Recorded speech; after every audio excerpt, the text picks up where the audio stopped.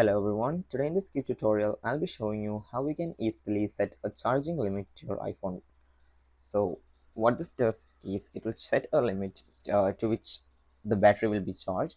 So if you plug in your charger and set the limit to 80%, the phone will not be charged above 80%. So that's typically it. It is helpful for saving your battery health and everything. So what you can do to do this is go into your settings application.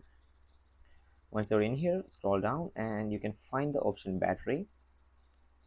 Once you find it, click on it, and now we can see an option called charging. You can click on it again, and now we can see there's a charge limit option, so which can be set to 80, 85, 90, 95 and 100%. So if you set it to any limit that you prefer, so something between 80, 85 and 90 is very good for your battery health. It will help you maintain your battery health for a longer time. So once that's done, you can just change it and then go back. So that's pretty much it. So that's how you can easily change your charging limit of your iPhone. So that's it for today's video, guys. Hope you found this video informative. If yes, please do like, share, subscribe, and thank you for watching. Have a nice day.